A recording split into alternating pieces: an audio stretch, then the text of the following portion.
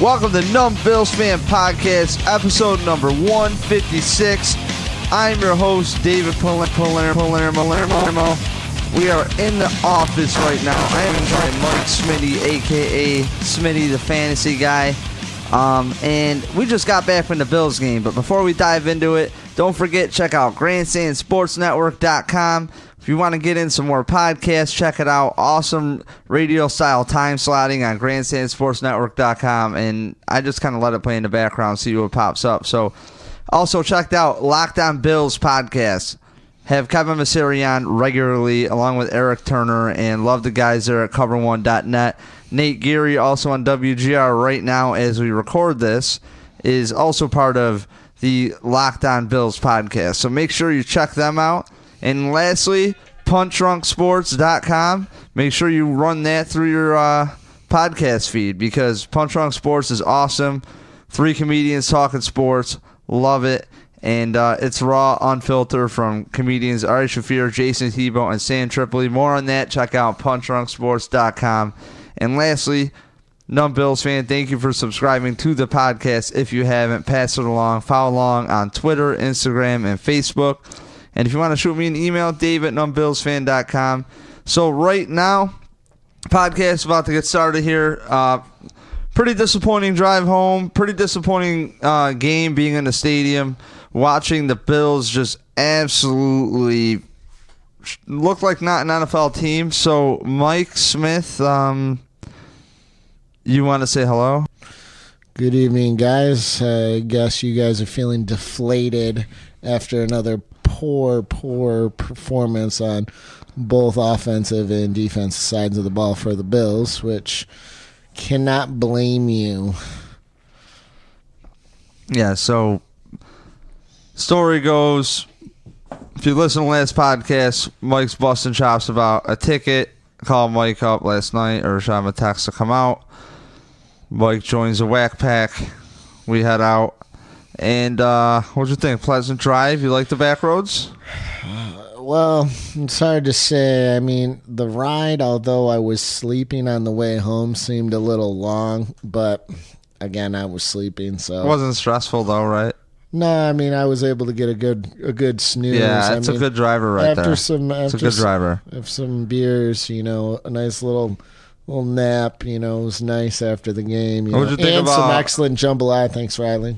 What'd you think about that Riley, the parking god? Good guy, right? His name was Riley, too? Or not Riley, Randy. I don't mean to disrespect Randy like that. Yeah. Randy, the parking god. Randy, the parking god, yeah. Yeah. That dude had it going on over His there. brother was Wolverine at Comic-Con. Pretty cool dude. So that's where we park at 5555 20A. Kind of a hard thing to forget, right? Didn't think. So Mike Smith sat next to me at the game, and we had Jeff Knight, powerful Jeff Knight's friend, Sam, sit in the seat below. It's nice meeting Sam today. So, Sam, thank you for joining. And, the Bills just came out with 3 points their first drive, and that was nice. Wasn't too shabby of a drive. But what ensued afterwards was, frankly, the same old. And you wonder how, when you have 10 days to prepare, you show up as a team like that, especially with a coach that has faced Sean Payton's offense how many times in his career at Carolina. We want to talk about Carolina and refer to Carolina like it's the goddamn fucking the Walsh days in San Francisco. Like, no, it's Carolina. Last I checked, you have a franchise quarterback. So it's like pretty easy in Carolina to hit a hot win streak in that division for them when you're going against a Rob Ryan defense, right? Well, offensively. So it's like, here we are, and it's like you've seen the Saints how many times, and the Bills can't stop the run. And I'm not just going to attribute that to Marcel Darius out the gate, but let's put it this way. We were thinking of a title. Bills are at rock bottom. I don't understand. If there's a time to, say, fire the offensive coordinator, I'm sorry. I don't want to be rude, but time's up. Time is up in my book. So, Michael, I'll shoot it to you as you look at me with your eyes so sexy. I mean, I have no problem getting rid of him. At the end of the day, LaShawn McCoy touched the ball 11 times. It's not enough. He rushed it 8 times, had 3 catches, and with his limited touches, he himself was productive. If you're not touching the ball, you cannot be productive. And that goes into play calling. The Bills are not doing anything to protect the line of scrimmage. They're getting pushed back on both sides of the ball, and teams are starting to see where the Bills are so inept, and they have game planned for it. Now, I too am not going to say the departure of Darius is why, but even though he's in unlimited steps, I mean, take the game since he's departed, it's not looked very well for that front four. So they have to do better. They have to scheme better. They have to know at what position and what depths to play. I mean, there was countless plays where you could just look down at the formation, the Bills' defensive alignment, and you immediately know who was going to get the ball. It's a great advantage to be Drew Brees, who literally can do whatever he wants with the offense. But I believe you need to be able to do that, because if you're just running the plays that are given to you, which for the most part can be good, but sometimes you got the matchup on the other side and you have to be able to audible out of it. And you can clearly see the difference between Drew Brees style offense and Tyrod Taylor style offense, which is pre-snap. Drew Brees is reading the defense. He's making any line adjustments. He's making any play adjustments if needed.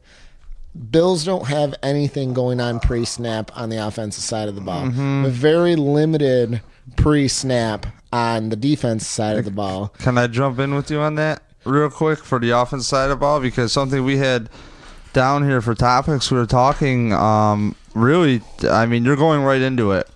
You naturally transgressed into coaching, and the number one thing I wanted to talk about was Tyrod's audibles. And that's a big... Can you make more noise, dude, with that? You're killing me. Mike just finds a piece of tape and just makes noise. So it's like the trick is really, can Tyrod even audible? You know, and it's like, here we are, first play of the game. We see Kelvin Benjamin, right, one-on-one.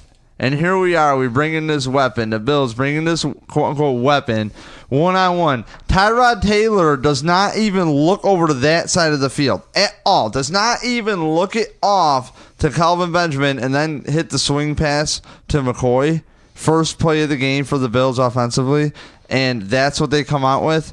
And it's like, there's Kelvin Benjamin. You want to make a statement play? And right there I saw, you know what? Tyrod Taylor is going by some kind of script, obviously, that the coaches have for him. And then we see 8 guys in the box throughout the game, cannot make any adjustments to game after game to make an audible out of it.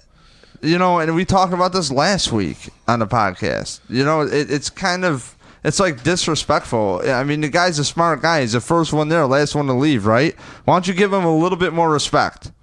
Well, at this point, I mean, you want to win or do you want to play for next year?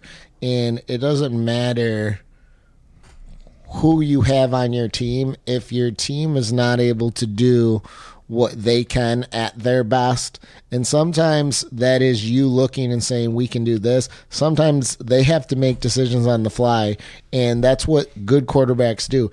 I mean, even for the sake, and Deshaun Watson, too bad for his leg injury, he was making more pre-snap reads after a few games in the season than Tyrod Taylor is making right now. And again, I don't know, is that just Tyrod Taylor cannot do it, or is he not allowed to? That is something I would really like to get a definitive on. So it's really exhausting that Mike was joking around. We're watching the game, and Mike scripted the first plays from every side of the ball out there, or I should say for both teams offensively. You know, you were honestly, I hate to give you credit, But words do I will, and I'll tell you that's why I like having you on the podcast. I like having you come to the game. I talk to you. Well, it's not hard to look at Michael Thomas is lined up outside the hashes, and no one is within 15 yards for me to say number 13 is going to get the ball. It's pretty simple. Everybody in the stadium knew Michael Thomas was going to get the ball because was that cute look that where the Bills overloaded one side to try to blitz Drew Brees? It's like, oh, cool, good job. Like, and Drew Brees immediately could not. He probably set a record for how fast the ball came out of his hand. Drew Brees right now this season, he has the shortest air time per pass in the entire NFL, which means he is hitting receivers near the line of scrimmage. It's quick, and he's letting his playmakers make plays. And if you know that going into the game, you need to get players up on top of these players, man on man, close. And even if you're in a zone, you can still zone press, you can zone bump, you can do different things to throw off timing. Bills, for the most part today, were not playing near the line of scrimmage enough or knocking the receivers off their route. And beyond that, they were not making tackles. So they were just getting trounced up the gut all day. Arm tackles getting broken, people not being where they're supposed to be. The team, you didn't see any situation where there were no team tackles. Very rare today to see the team there as a whole making a play or first man contact, and then he's followed by a parade of defensive players flowing to the ball. Like, you didn't see that. They weren't all in tune. It almost felt like they weren't into it after the first couple of drives, as if, wow, is this the way it's going to be all game long? And sure enough was, when you let two rushers go over 100 yards each. Right. Literally no resistance in the run game, and that's what ultimately cost us. I mean, if you can just run in the NFL and you don't have to pass, honestly, I don't think the Bills would have won even if Drew Brees didn't throw the ball today, because they couldn't move the ball on offense. The Saints defense, to their credit, they're playing very well, not just recently against the Bills as they did today, but in this 7-game win streak that they're on, they're playing some stout defense, and they're making it hard. People are not open, and when there's no place to throw the ball, you're left with limited options if you're not going to establish the run game, which the Bills didn't do. I mean, prior to Nathan Peterman coming in the game, Bills had 35 offensive snaps. So that's not a lot to go around, period. No matter how you divide 35 up, there's not enough to get a productive offense. So how do you not at this point in the season? It's like, we thought Rex Ryan was a tire fire, and this is really a tire fire. This is the worst. This is honestly, if for regular people who listen to the podcast, I'm pretty. I try to be quote unquote objective, but I'm almost more on the positive tip because there's so much negativity.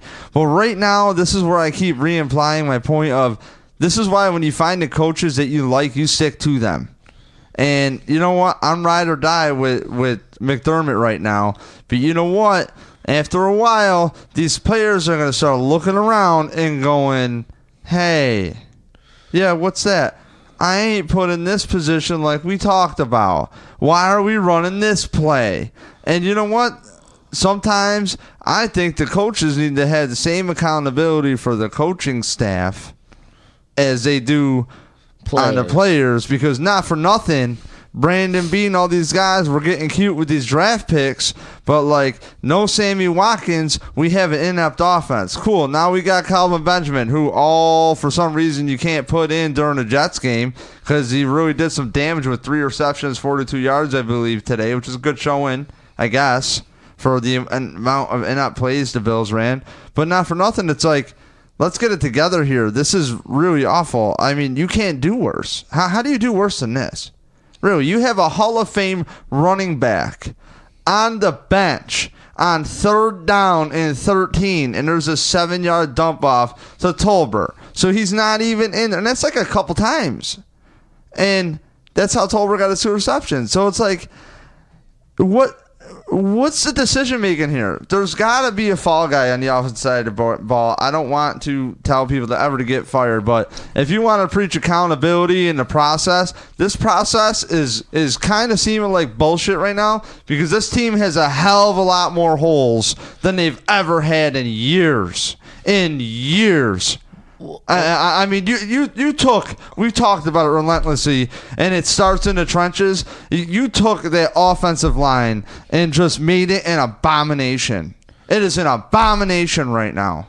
Well, the other thing is, and they're working hard at it. That's the hard part, man. Is these players are going in there and they're working hard. They're trying to take time out of their lives to get away from football, to come back and be really grooved. And I'm by the players, but at a certain point, the players got to be like, "What the fuck is this garbage? What the fuck are we even doing here?"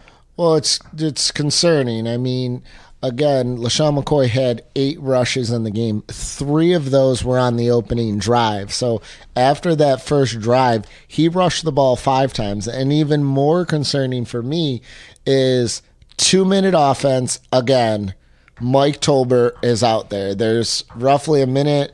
It was right after the 2-minute warning. I'm not exactly sure exactly how much time it was. First down, Tolbert's in the game, and it doesn't make any sense. It doesn't make any sense. And we're not mad at Tolbert. He's not the one being asked to be trotted out there. He's not the one that's being called on stretch plays throughout the year. He's out there running what's asked of him. I'm not ripping on the players. This is coaching here. Well, he only this is coaching. 3 touches in the game.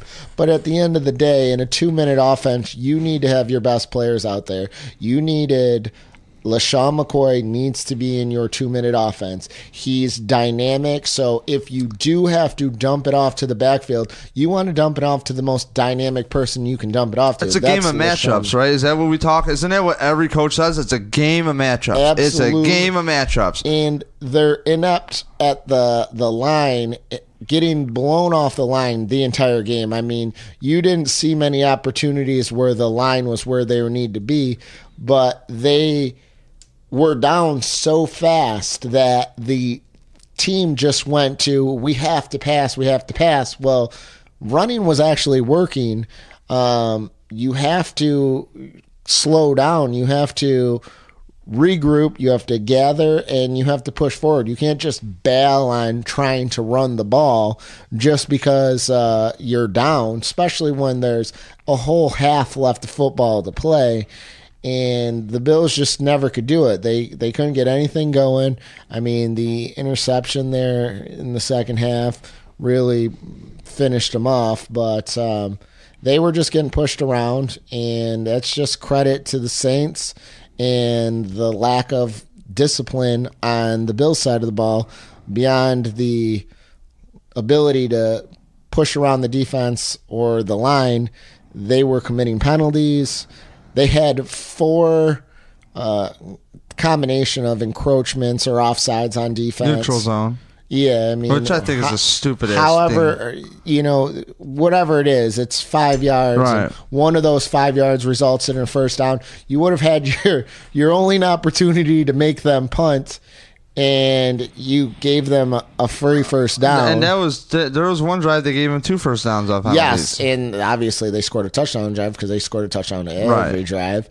So, except the field goals. The New Orleans Saints, a dome team, came into Buffalo and kicked the fucking shit out of the Bills. Like, absolutely, team looked absolutely horrible, and I don't know what answers you can have. Well, I really don't. I mean, look, they didn't even look like an NFL team to me. Look at the difference, though, in personnel. When you have that Saints offense and they're blocking the way they are and they're creating holes, and then on top of the fact that they're blocking and creating holes, look at who they're putting out on the field. They have legitimate talent. Michael Thomas can go to any team and he's going to be a number 1 receiver, or number 2 if you already have a great wide receiver. They have Ingram, for whatever reason, and I don't know what's taken the Saints so long to fall in love with Ingram and give him his 20 carries a game. Well, wait till he's Frank Gore's age, and they finally give him the ball. Running like a monster, and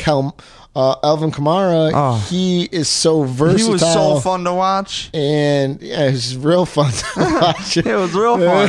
12 yards, 9 yards, Ingram 8 yards. And by the way, Ingram jumps into the stands. And I'm like, this dude just literally jumped to the stands, and no one seems to give a shit. I mean, the Bills are where they are. Are you serious? You want to defend your dirt? Is that defending your dirt? What are they supposed to do? I mean, you can't. I don't know, man. Like, that's disrespectful, dude. Oh, that's definitely disrespectful. But that's when you're sitting there over on the sideline, and somebody is supposed to get up and say, "We're not going to stand for this in our stadium. The next time he comes through that line, we are going to ring his bell." But that didn't happen. No one did anything. They couldn't get close because they were just pushed out of the way. There was one play, and it was Kyle Williams made a tackle. And I love Kyle Williams, and he's a hard player, but he makes a tackle 7 yards downfield. He literally only made that tackle because he was pushed so far downfield that the running back eventually came to him for him to make that play. It was down at like the 5-yard line. It was unbelievable. So I'd like to say the Bills, have a legitimate shot. Now, just based on the other teams in the AFC, they still do potentially have a shot at making the playoffs. I mean, they have to play the Dolphins twice. They are currently the 6th seed, a half a game ahead of the Dolphins. Right. Who are playing Carolina tomorrow night. And hopefully Carolina could win because the Jets just lost to Tampa Bay, which is great.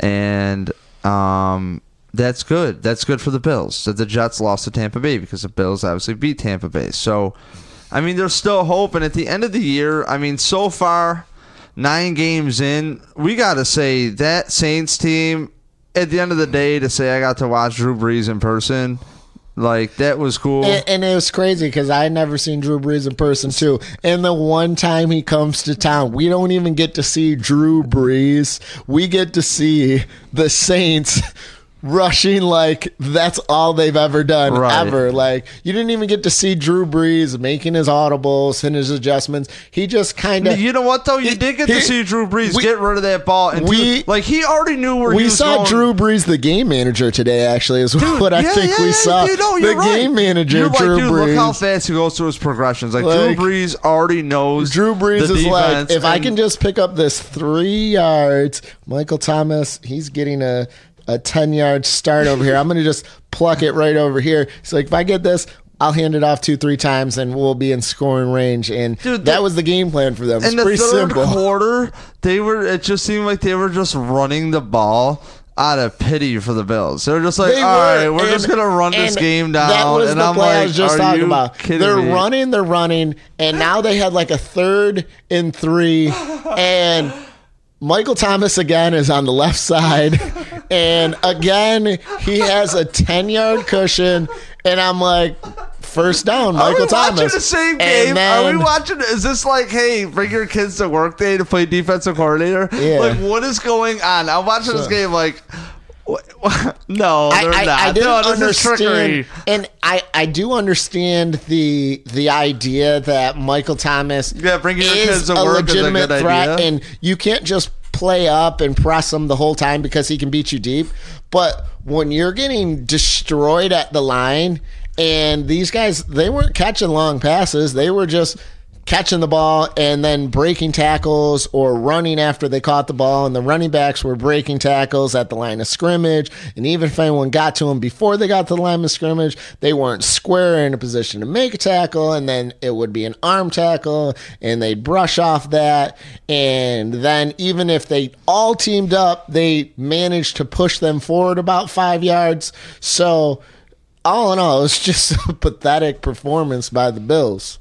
There's no other way to sum it up. There's nothing they're going to be able to look at in the film and say, yeah, we got to do.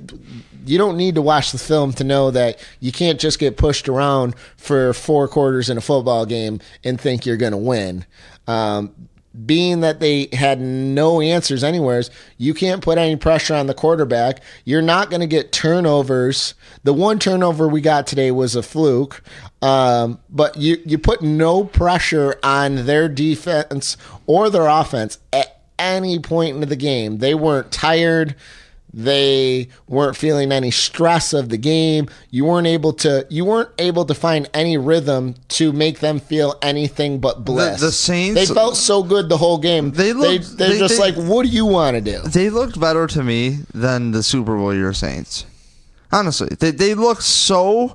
They look like a dialed-in Patriots team that have blown out. Say that. Dude, I gotta see them play. And the season's going so a 7-game win streak, Mike. They're for real. They're for real, and their dude. defense is stout. But we still need to see teams playing. It's like the Ryan Tornadoes. They're playing at a playoff level, and there's not many teams in the NFL right now that are playing at that level where you can say, "Wow, yeah, they're going to the playoffs." I mean, you got them, the Eagles, and the Patriots. They were looking pretty bad a while ago, but oddly enough, they figured out how things work over there, and they're playing normal football for them anyway. Well, when you get 3 close games given to you, how is your confidence going to dip? Ever? When did the Patriots ever had to have like a 3-6 record and really scrape by and hit like a 7-game win streak, or do what the Giants did to scrape by to get into the fucking playoffs? You know what I mean? It's like really easy when you have never had to face that. But you know what else is easy? Is when the Bills keep hiring coaches that can't watch previous game tape ever and know how the players were used and can't make adjustments. Whether you have a bye week, you have 10 days to prepare. I'm sorry. It's really pathetic. And this is why the fans got to be really careful. And they're like, oh, we got to fire everybody. We got to fire everybody. Yeah? Who are you hiring? I'm not seeing, again, and I talked about this previously. When you're coaching, you do what your players can do. You have enough footage on this team coming in the door to say, hey, what did they do last year that worked so well? And beyond just the blocking, they also used to do a lot more screenplays, tight end screenplays out of the backfield, wide receiver screens. You're not seeing that. And that's just simple. Like the greatest thing about a screen is you're giving the ball to someone who has the ability to do something with it. So you're getting the ball out quickly, you limited turnover possibility, and the potential for a big play is always there if you have a dynamic playmaker that catches that ball. And they're just not doing that. And screens is a great way to create rhythm in an offense. I mean, we've seen a whole lot of them today. I called out 4 Alvin Kamara screens today, and although you called the play action up the middle. What happened to the Bills killing it on play action? You know what I mean? It's like you guys have a handful of plays you're good at, and it's like, no matter what, the Bills are going to go through their scripted X amount of plays, it seems. Is that what's going on here? When you don't, it's like we don't even know what this team can execute, and that's the shitty part. That is the shitty part, because now you can't say let's do what they did before. What's the excuses here? Injuries? I don't know. Teams have injuries. I'm here trying to go to bat. Well, that's another thing that's even great with running a screen. It's easy play to write up and run. Even if you do have injuries, any player can come in, whether it's a guard that has to roll out and pick up a block. That's not anything that really needs to be taught. You don't have to sit there and be a starter for years to be able to run a screenplay. Can I ask you a question? How come that slant to Calvin Benjamin first drive, right? Mm-hmm. Okay, that was a classic like Fitzpatrick, Steve Johnson kind of thing we would see, where it's just all the body. You know what I mean? Good positioning. Yeah, it was a good. You would get inside control, right? Follow this path I'm on, right? LaShawn McCoy, you look at these players and they have certain attributes, which is which is like better than everybody else, which is LaShawn McCoy is elite at vision, right? He is elite at one-on-one. He is elite at when he has a ball in space, okay? So follow. Why? I feel like the Marv Levy Bills teams with Jim Kelly, they don't give a fuck if that play works. Excuse my French out there. I've done Scarface a lot today, but like run the same 2 plays that work every time until they can stop it. Well, you know what I mean? Like that's the thing is do what works, and it's almost like the Bills get so cute, and they want to get so cute, but they can't even put one foot in front of another. Please. Well, and that's what's great about like when you watch the Patriots. You never know who is going to have a big game because what they're going to do and what great teams do, they take what the defense is giving you. If you're literally going to do the same defense, they can run the same plays over and over and over again until they're blue in the face. They don't care how boring it may look. Give your quarterback some control to get out of a sticky situation, please. Yeah, I'd like to see some more shotgun, more protection for Tyrod, and some quicker plays. I mean, line up some screens because, like I said, you can throw a play. It takes less than a second to snap the ball and throw it to somebody and give them the opportunity to make a play. You're getting them away from the congestion, especially when you're not blocking. It's great. It's even better when you don't have the ability to block because the defense at that point, they don't know if they're just pushing you around because that's what they've been doing the whole game anyways, or you're letting them go. You don't even have to try to act in that case because your acting is no different than the reality of you just blocking or trying to block. It's the same result. So they need to change their play. And I wouldn't be surprised if they do have a new offensive coordinator come next week, but it's unlikely. If you do a third week of this, I guarantee you they will have a new offensive coordinator. But we don't. A third week? What about the Carolina game, man? The writing has been on the wall. Has been on the wall. That's a forgotten game because after the Carolina game, they ripped off the wins. Dude, these guys, you know, I was not ready. I had enough going on in my life personally where like getting through the podcast wasn't a chore. It was awesome. But around the time the Bills are going through the coaching change, I went and sat through the Cleveland game and I sat through the Dolphins game and my feet were colder than ever. I was freezing. Those games were horrible. And I was just exhausted of this team. And then to go through this whole coaching search again, it's so exhausting. And then thinking that this guy has this book, McDermott, he's got a wrestling pedigree. I back him. I really like him. But, man, the one common theme is you already have on film how these players were used successfully or not. And you also have a thing called equity. Yes, it's nice they're changing the culture, but everybody else who has changed the culture has come in and gotten rid of players, but not to this effect. Yeah, hold on, let me finish. This is going to go for a circle. Ready? So now the Bills have a bunch of draft picks, right? So year 3 rolls around with McDermott and the Bills media, or I should say the Buffalo media, goes wild like they always do. McDermott is ran out the door. We had all these equity and picks, and guess what? The next coaching staff is going to come in and GM, and they're going to know better than everybody else because their system works. And the offensive line that we had to replace everybody because they can't figure out how to use the freaking guys they got. The defensive line where they had to, again, replace everybody because they got to get their guys in. Well, now these guys have to get their guys in. And you know what we did? We just blundered the whole time. And I was busting Mike's chops today. And it's like, you know, I love Shane Gailey, biggest fan ever. It's a joke. But I really do love Shane Gailey. Where it's like, He was out of the league for 2 years, and out of the 5 he was in the league, his offenses still held up and cut through defenses, and no matter the talent. And part of football is mismatches and finding the mismatch and exploiting it, and you know what I mean? And when you don't allow your quarterback to do that, what the fuck is the point of Tyrod Taylor to watch film if he's just going to be a robot?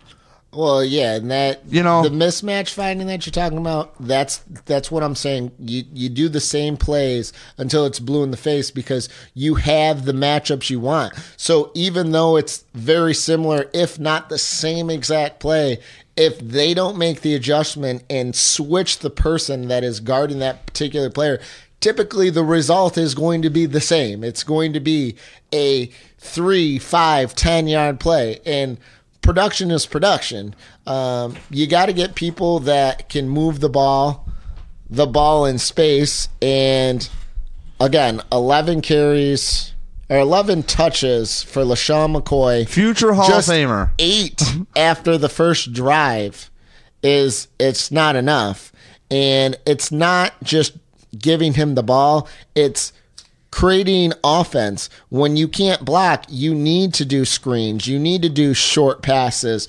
You need to do quick slants and outs just to get your players the ball so then they can make a play. At least at that point, when you have a wide receiver on the outside and he catches the ball, he's one-on-one. He's either going to make a play and get additional yards or he's going to get tackled.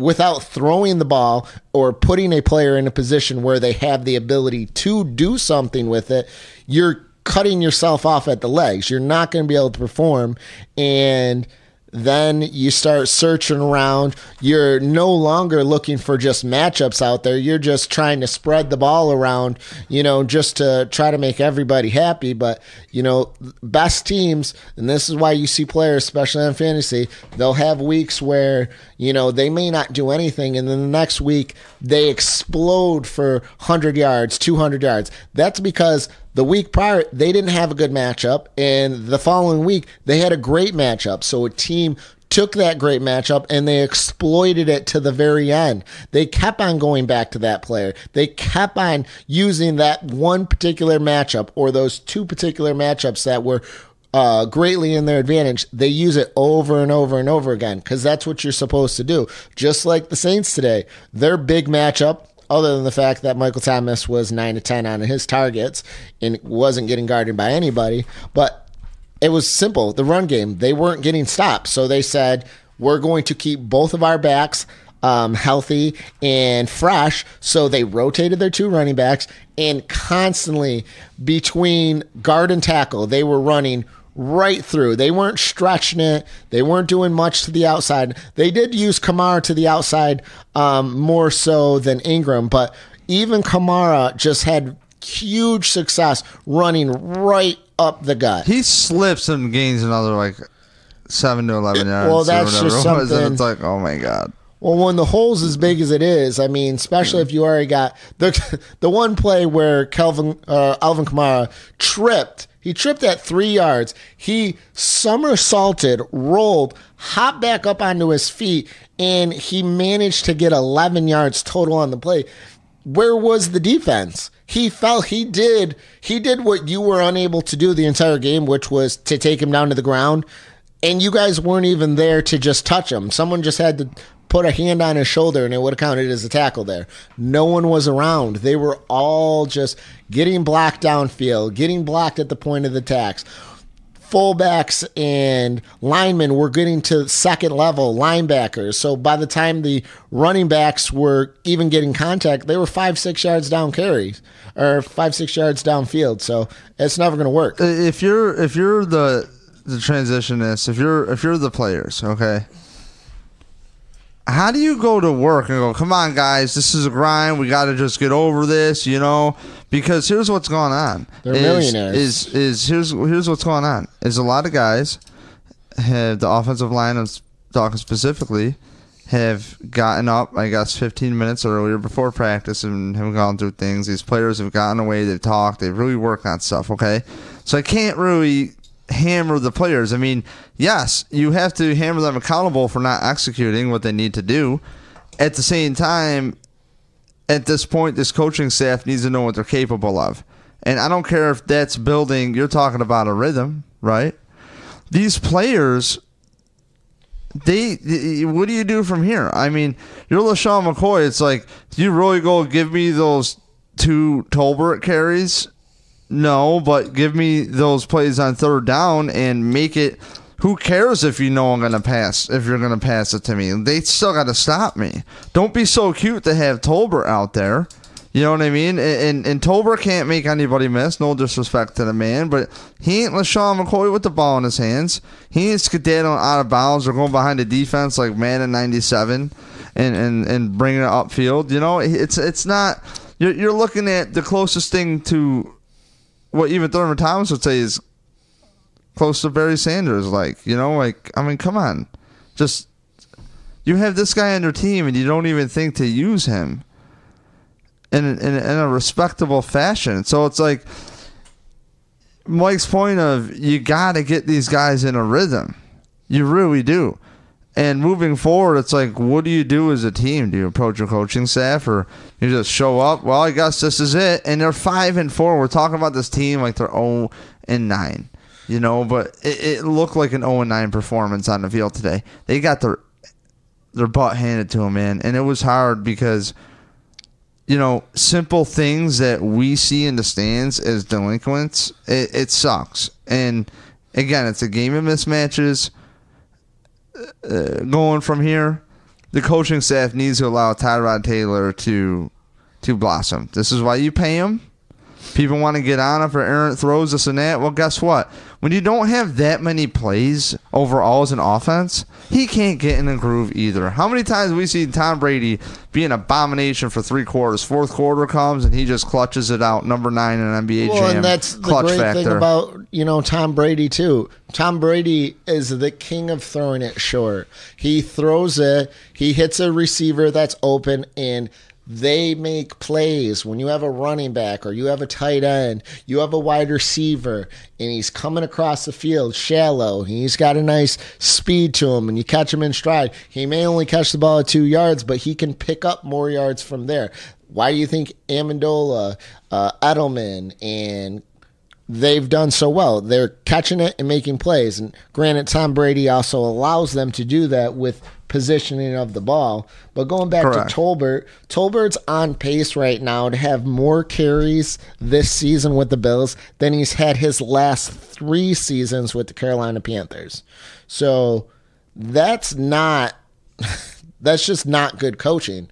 I understand if you're in a game and you don't want to just overload your running back Shady McCoy, but today, there was no reason to even take him out. He didn't even have to play that many plays. If McCoy was in on all the snaps, they had, I think, 35 snaps the entire game, or was it 45? I think. No, the Bills were in the 30s for plays. If I'm not mistaken, I thought we said on the ride home 36 plays altogether. They somehow had 10 first downs, which. We honestly, one of the rare games, I actually walked out before the Peterman show started. And the streaker that we missed. Yeah, I hear that was an epic streaker too. So we actually missed what could have potentially been, the greatest part. And the thing is, we're not going to see it because they don't televise these things and record this. Like, if someone's got a video, send that to us so we can take a look at that. Because I hear it was a epic run out there in skins, and that's bold. There's some big guys out there. Now, granted, most football players aren't going to want to tackle any random naked guy running across the field, but the security guards, it's kind of their job. They have they have to do it, unfortunately. But yeah, I'd like to calculate his yardage, how much total yards he got, running around, because you start, it's like those games where the cops are after you. Eventually, you got one man in a car and there's about 12 police officers following you. Need for Speed High Pursuit style. So, beyond the epic streaker, so looking at this. Well, we're talking about like simple, we're talking common sense here, right? You know what I mean? Tolbert's not a game changer. LaShawn McCoy is. He's not. Use him. And the part that bothers me the most, and it's, even though we all are agreeing that Tolbert should not be the number 2 running back, why we cut Williams in training camp, no one will know. I think it's just something with this front office whose statement is, we're getting rid of all of Whaley's picks. Good, bad, or other, they got to go. So I don't get it. And today, I think it was last week, I'm saying. too, They could have all these great picks that don't fix the next. LaShawn McCoy should be the 2-minute guy. Like, unless he's already touched the ball so many times in a game and you're up at half, like, there's no reason why at any 2-minute situation LaShawn McCoy is not on the field. He can catch the ball. And what happens a lot in 2-minute drives, especially early, you got players going downfield, a running back may stay into block, and then he will slide out into pass, and if nothing's open downfield, he's going to get the ball. And that's how Tolbert got his catch today, and he's Mike Tolbert, so he did what Mike Tolbert does with the ball, which is nothing. And why he's out there, again, I can't answer that. It doesn't make any sense. He doesn't belong. I'm fine with him spelling Shady McCoy from time to time, but his snap percentage is incredibly too high for the talent he has. I don't understand. You know, you had your receiver here we had a reporter from Nick Pop who had a source through Sammy Watkins, and Sammy Watkins was really looking forward to being a Buffalo Bill and just wanted to do it for Buffalo. And you know, Brandon Bean comes in and trades this kid away. And, you know, I was about it at first, but then that causes Bolden to retire. And it's like, here we are ripping Bolden to not ripping Bolden to ripping Bolden to not ripping Bolden. And it's like, when a team is down, you kind of wonder, like, man, this guy's been around. You know, this guy's been around.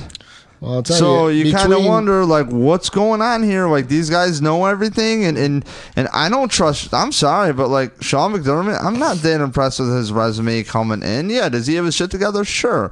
It's like people are more in love with the thought that the guy's a nice, well-respected man, which is great, than what he's done. And stop annoying. People got to stop annoying that this is the guy, because he's not. He's doing exactly what Rex Ryan did on the offensive side of the ball. And believe it or not, he came into this game with the worst ranked defense than Rex Ryan at this point last year. And I guarantee you it's worse now. Rex Ryan did not have a 298-yard rushing game. Like, that is pathetic. The game is built around the run. All I'm saying is, McDermott, I'm with you, buddy, but you got to make some serious adjustments, because not for nothing, your offensive adjustments are molasses. Are absolutely molasses. Come on. Where is the urgency in the offensive side of the ball in particular?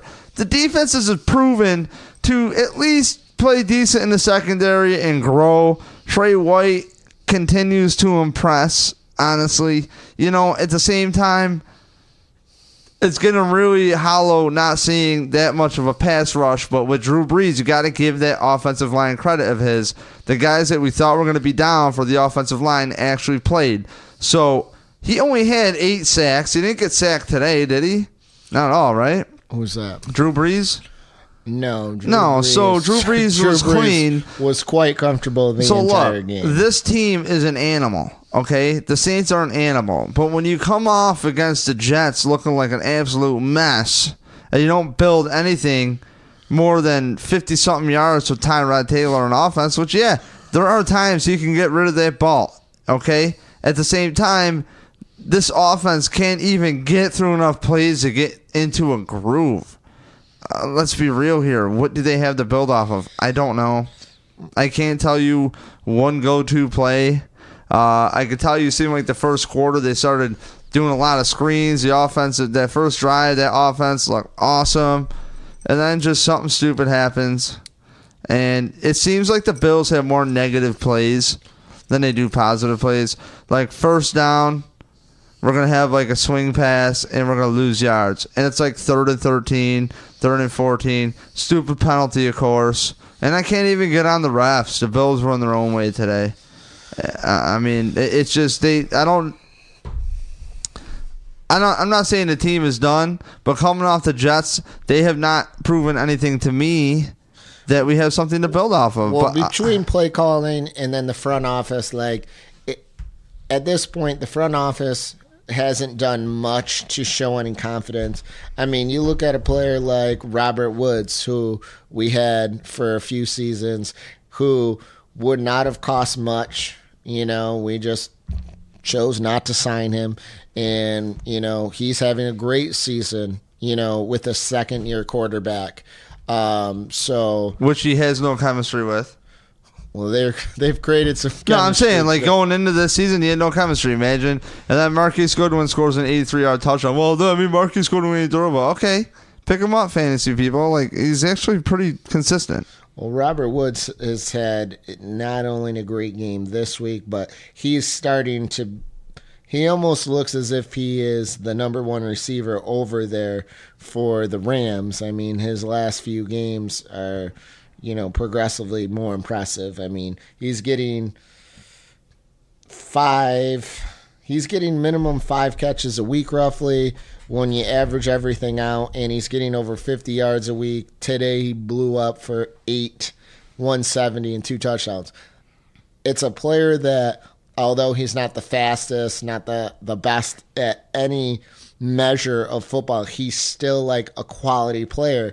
And if you can have a quality player at a low price, you do it, especially because he already had, you got to figure, they took all of the weapons that Tyrod was used to throwing to and just essentially got rid of them. They didn't sign them. I mean, obviously they have Clay and then they have McCoy, but you lose all your targets, you have to change the next year. You have to adapt. He's not been able to do it, partially because of him and partially because of the play calls. There was a couple plays where, again, you have the one-on-one coverage, nobody over top, and at that point, and it's like I said on the last podcast, although they did throw it down there on the first drive, you have to do it more. That pass was not a good pass. He didn't even give Kelvin Benjamin the opportunity to catch the ball, but that was a situation where he was double covered anyways. He shouldn't even have had the ball thrown there. There was a man over top, and he had the cornerback on him, so he was double covered anyways, so that tells me someone was not double covered.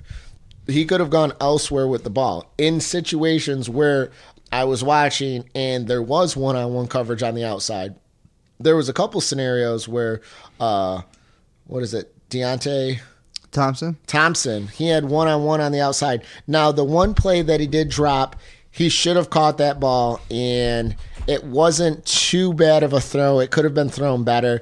There was slight interference. The defender didn't turn around, made contact. It should have been a flag. Give him a little shove, you showed that, like we looked on the replay.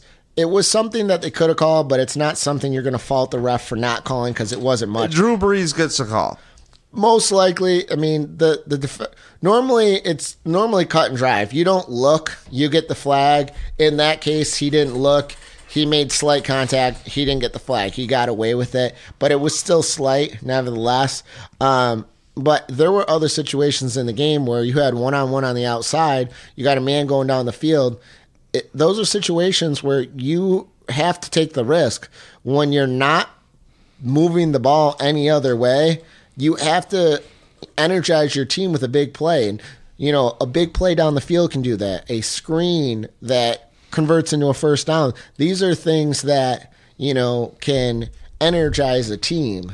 Okay, let's be real here. Ready? So, Charles Clay, mismatch, typically. LaShawn McCoy, mismatch, typically. Calvin Benjamin, mismatch, typically. Deontay Thompson, proven chemistry with Tyrod Taylor. Jordan Matthews, dependable. Okay? Nick O'Leary, whatever. Well, but let's just talk mismatches, right? We have all these mismatches that they don't use. They're not, right? They may not be the best at any one of their positions, but they're all formidable players. And what they've done the last 2 weeks is inexcusable. And some of that could very well be just play calling. I mean, you have to put your players in position, and they're just not where they need to be. cut and dry. Yeah, that's what I'm trying to say is like, if now, I don't know how this works. If the players are in practice early, that might mean that the coaches gave them a glance of what's to come, okay? And now, keep in mind as fans, we might want this problem to be fixed night and day on the offensive line. You know, going through the tape, I'm sure right now as we're going, Locked On Bills will have a podcast and a post-game podcast. So check that out. So we're 54 minutes into this, Mike. I'm probably just going to put a cap on this and just say, like, look it. Cover one will have a nice breakdown to see what analytically they think went wrong. I trust Eric Turner's eyes on it. Well, the other news that's going to come out, and you can't find it right now, the amount of broken tackles, like it's something that they're going to have to review the tape to get an actual number on, but that will show up in the box score. And watching the game, I know they don't exactly always count every broken tackle or yard after contact, but I'm going to say the Saints, without knowing definitively, just from watching, I'm guessing they had over 100+ yards after contact. And that's just inexcusable. That's just poor tackling. That's not breaking down. That's not being in position. That's not meaning the ball carrier. That's on you. No matter what the play is, if they had that much yardage, which, again, we will find out within the next 24 hours if that is the case, that's something that no play calling will ever fix. They can't make you. They can put you in a position to make the play, but you have to inevitably make the play.